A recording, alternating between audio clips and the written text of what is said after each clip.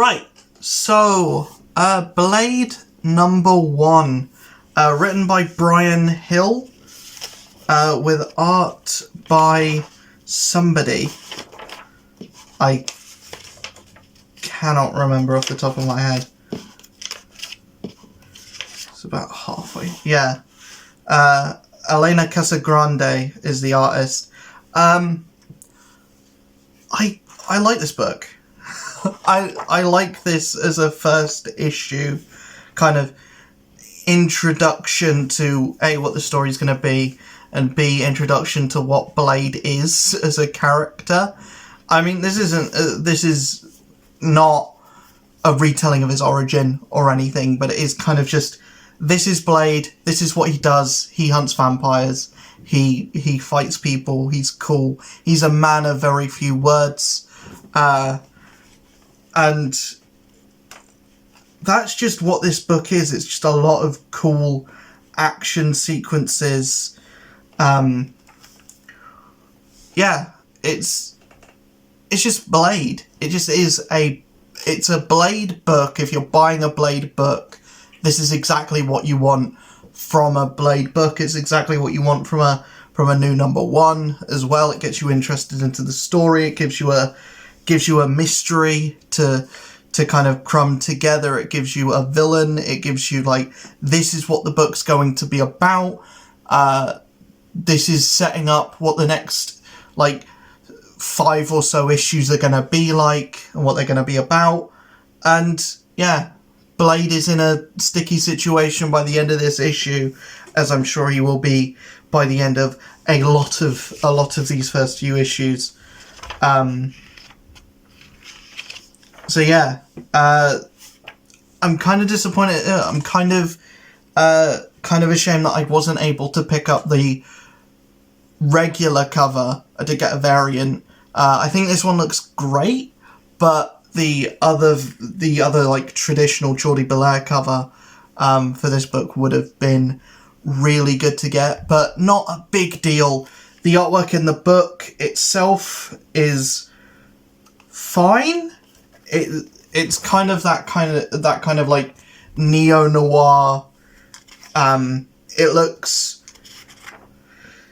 fairly similar to that Moon Knight book that's going on at the moment as well. And I like the art. I like this art for Moon Knight more, but hey, this is only issue 1. Got a lot more. A lot more issues to get used to that art and to, like, see Casagrande draw different characters and kind of delve more into the supernatural, the occult, Blade's whole universe. Again, I don't get much of Blade being British in this, but I think that's just something that they've completely forgotten about, and Blade is just Wesley Snipes now. And soon, hopefully, if the new Blade movie comes out and is good, then Blade will be more characterized like that. And this, especially the new suit for Blade, is something that I see them doing in the movie because it's very simple. It's very like not very detailed. It's very like just like a trench coat, a little bit of grey. It's like, that's a cool suit, and I think it will look cool in a movie. Blade doesn't really have any signature looks. I think just the kind of thing when you think of Blade is kind of like the overcoat and a lot of swords. So yeah, that's pretty much what this is, but with some cool highlights in it as well. Yeah, I like what the suit looks like, and I'm hoping that that's what they go for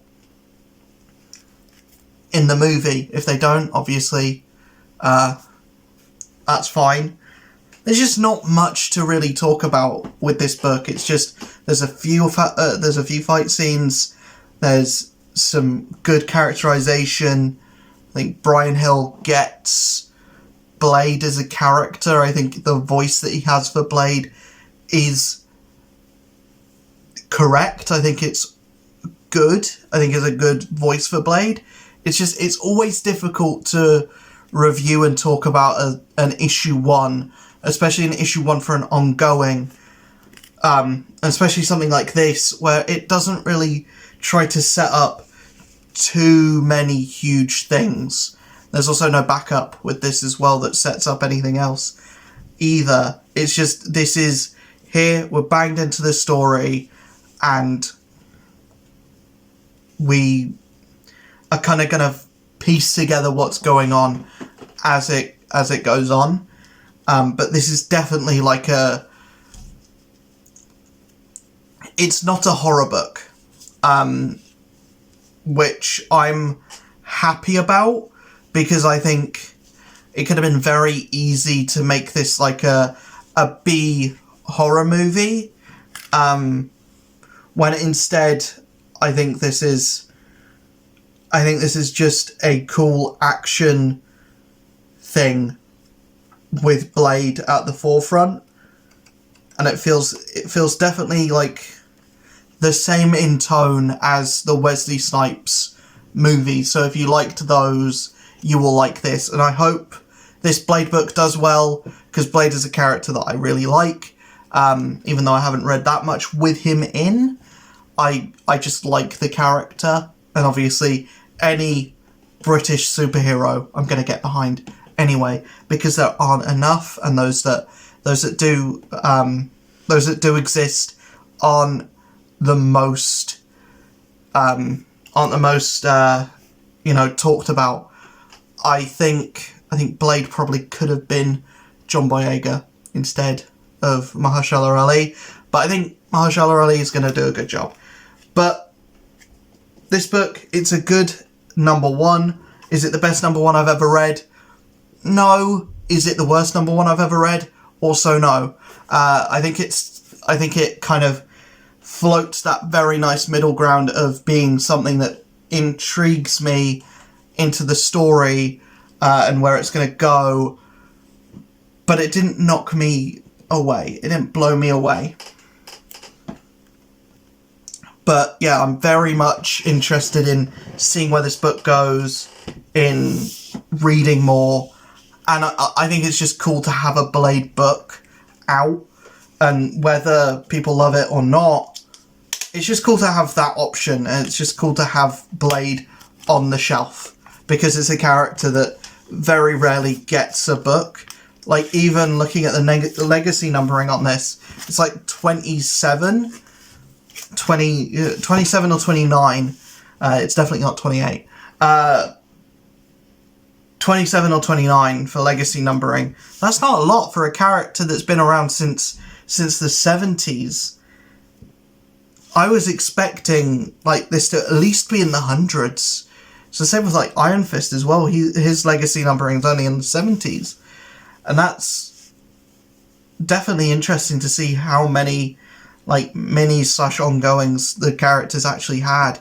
And for Blade, not many. So yeah, I'm, especially when looking at Blade was like one of the first Marvel characters to get a big budget movie. I'm surprised he hasn't had that many comic runs. But yeah, I'm glad that we're getting a new one, and I hope that this book can run long enough to get Blade up to issue 100.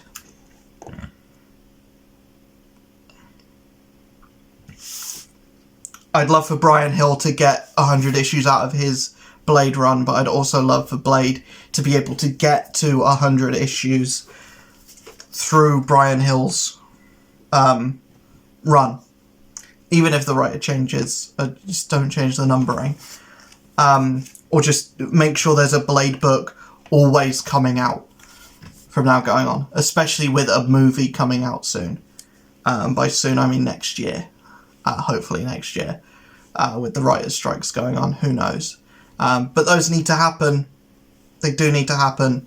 Don't misconstrue me for saying with the writers' strikes it means that we won't get these movies, with me saying that me saying that I'm against them. I'm not against them. I'm definitely for them. But yeah. Blade, definitely a pickup, definitely a recommend. And I'm very excited to see where this book goes going forward. So yeah, hopefully you enjoyed this video. If you have read Blade #1, let me know what you thought of it in the comments below. I'll see you guys in the next video. I did also read Hawkgirl #1 from this week, and Tales of the Titans.